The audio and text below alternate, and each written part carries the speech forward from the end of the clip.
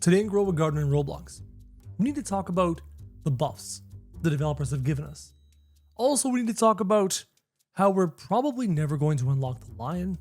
We also need to talk about something special towards the end of the video. Something I'm going to do. You might want to know if you're an OG of the channel. If any of this sounds interesting to you, go ahead and hit that red subscribe button. Become part of the first 300k OGs on the channel, and let's get into the video. So what am I talking about? What have the developers done for us recently? Well, for those of you who have been following along with the channel and following along with the update, you know that there were some gripes. And you know, gripes isn't even the right way to put it. Some genuine issues with some of their decisions. Let's talk about those. So the first decision that I clearly need to talk about right now has to do with the Garden Ascension system. It has to do with your pet inventory. And we're talking about that first because that is the most pressing problem you and I have as players of this game. Pet inventory space. We're drowning in pets. They're constantly giving us pets and we're drowning in pets. So what did they do? They put it behind the Garden Ascension system, where you got to talk to this guy and go, what are you selling? You go into a shop and you look at things you can buy. And when you go in there, pet inventory capacity was one of them. Now, here on this one, it says 40 coins. I only have one left of this one to buy. After this one, it switched to 80 coins. 80 coins. Let me emphasize that again, 80. Why is that bad? Because you can only acquire 10 of these every 4 hours, which means you can only get one upgrade every 32 hours, every day and a half almost? Obscene, absurd, just a horrendous way to have people work towards their goal of acquiring more pet slots. And that it was such a poor decision that I had to make a video talking about it yesterday. Now the developers have kind of gone back on that a little bit. Now it no longer costs 80, it costs 40 continually for forever. So this is better, definitely better. I mean, this is a buff to that one mechanic, but ultimately, couldn't they just give us the space? I mean, you might want to say, but Crow, you have to work for it. If you don't work for it, it's not worth anything. Yeah, but it's only worth something because the developers decided that. It's only worth something because the developers made it valuable and difficult in the first place. They've created the problem and gave us the solution, as opposed to just removing the problem in the first place. The one thing I want to see, and I will hammer this home until the day I die, which is forever from now. I want to see a cosmetic in this game that is a kennel or a little barn or something that gives the option to store your pets. I want permanent pet storage. I want a mechanic, I want a system in the game that I can put pets in there that I'm not going to use anytime soon. Basically the kinds of pets I would store on my alt, but instead of having them on my alt, I can have them in the game on my main account. Needing alts to play this game, it's just a poor way of construction. And that wasn't the only buff the developers have added. I would love to go and demonstrate the buff for you. Let me just try and teleport here and dodge all these animals. Oh, perfect, he is in here. Let's go and take a look at him before the animals destroy me.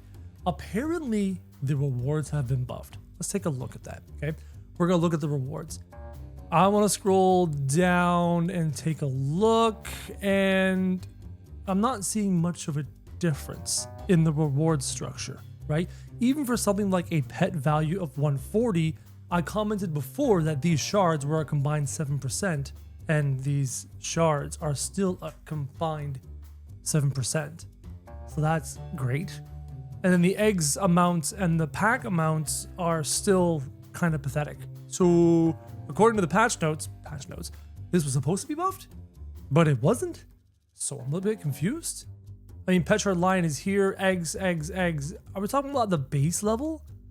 I mean, look at this. Okay, get the text out of the way. Even on the base level of 0, it's a 4% chance for an egg. Base level 20, 9% chance for an egg. Is this what you mean by buffing the rewards? Base value 40, 15% chance for an egg. Base value 60, 40% chance for an egg. Wow. I would have actually preferred to see a system where if I'm going to be turning in my pets and losing pets, I would rather have a system where I can turn in the pets and guarantee get a new egg. Instead of putting the pets all in the shop, have some of those pets in an egg, and then you turn in your old pets, old safari pets, for a new egg. That could have been kind of cool, but that's not what they did. And these were the patch notes I was talking about. If you take a look, fix some bugs related to the tour, made it easier to get higher tier rewards from Safari Joe. Maybe it just means that turning in pets is like more points worth per pets. Reduce the garden coin prices of the new pet inventory slots. That's great. And then various bugs and fixes. This is wonderful. This is great. It just doesn't feel like enough. Why did the developers have to release such horrible decisions? Not horrible, horrible is strong of a word. Such poor decisions, and then had to backpedal and change them. Not just once, multiple times. Multiple times over multiple updates recently, they released the update that had clear problems, clear poor decisions that didn't have a lot of thought put into them, a lot of testing put into them, a lot of feedback considered when you're making those decisions. What's the testing server for? What do the testers do? What kind of feedback do they provide if these kinds of things, these kinds of difficult, friction-filled problems continue to come into the game that require the developers to backtrack and buff 24 hours, 48 hours later? Oh, and look, Joe's gone again. Joe's gone again. Joe, I want to talk to you. I wanted to learn about you. I wanted to use you as the new mechanic, and you've rotated out. You're gone for 49 minutes. Thanks, Joe. It's really useful. Now, there was a second thing to talk about. This one's kind of important too. If you think about it, we're up to 112 billion global Safari points. I don't think we're going to be unlocking anything anytime soon. I think the general feeling about this event is kind of low, these changes, and the sentiment of playing this event is kind of low. We're going up really slow in these points. I'm not helping. I don't feel like helping. And a lot of people kind of feel the same. And if you think about what's happening here, to get up to the lion, you're looking at, what is it? 290 billion points. We need to get 178 billion points to unlock the lion. That's not happening. That's not happening at all. So any lions you see in the world right now are bought with Robux. Maybe that's the intention. Maybe that's the goal. Maybe they want you guys to panic and scroll down and go, oh, we're never gonna get the lion. I'm gonna spend 849 Robux, which is like 10 bucks. I'm gonna spend 10 bucks to get a lion. Maybe that's the plan. Maybe that's the goal. And don't worry, the devs will buff this. The devs will buff this in probably, if I had to guess, they're gonna buff it in about 48 hours. What's today? Sunday? By Tuesday, they'll buff this. And they'll reduce the cost for these, because they have to. They have to. No one's bothering to do this. And these numbers are way too high. I don't know, like, can you sense the frustration in my voice? It's probably mirrored by you. You're probably feeling the same kind of frustration that I'm feeling right now. And I think all of us are a little bit, there's a reason why Grow a Garden has dwindled and dwindled and dwindled. And there's plenty of reasons. We can talk about the shekel economy making the game broken. I'll make a whole video on that in the future. Oh, that's a good one. We can talk about the trading system for pets has kind of made the game feel less like a garden game, more like a pet game. But the developers are only trying to give the players what they want or what they think they want. And the players are crying out for this and crying out for that. But in the end, this game is not working. Now, that leads me to an important conversation. Let's have an important conversation here. What I'm starting to realize as I play this game more and I make content on this game and try to love this game and show you guys my love for this game is that I don't know everything. I know that for a fact. I don't know everything. I don't know all the solutions. I don't know all the problems. I don't know how to fix everything. I don't have all the suggestions right. So what I want to do is I want to learn. I want to acquire knowledge. I want to acquire experience. So what I've decided to do, starting probably tomorrow, and this is a pretty big announcement, and I've tucked it away in this video, because I don't make too big of a deal of it, but I'm tucking it away in this video. I'm going to start live streaming tomorrow. I've been putting a lot of work behind the scenes preparing to do so, to live stream. And I'm going to start live streaming tomorrow. I'll start with Grow a Garden. I want to work on my garden and making it kind of cool. But I want to start looking at the best games this platform of Roblox has to offer. I want to learn. I want to realize and learn what are games like Steal a Brain Rot doing right. What are games like 99 Nights in the Forest doing right? Same thing with Fish It, which is coming out of nowhere. Same thing with Plants vs. Brain Rot and Blocks Fruits. What are these games doing right? Why do people love them?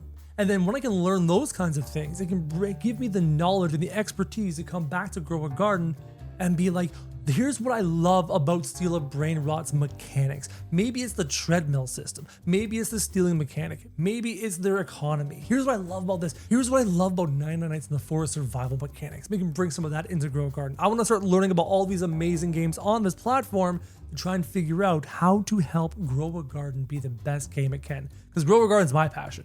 That's what I love. I love that game. I love everything about that game.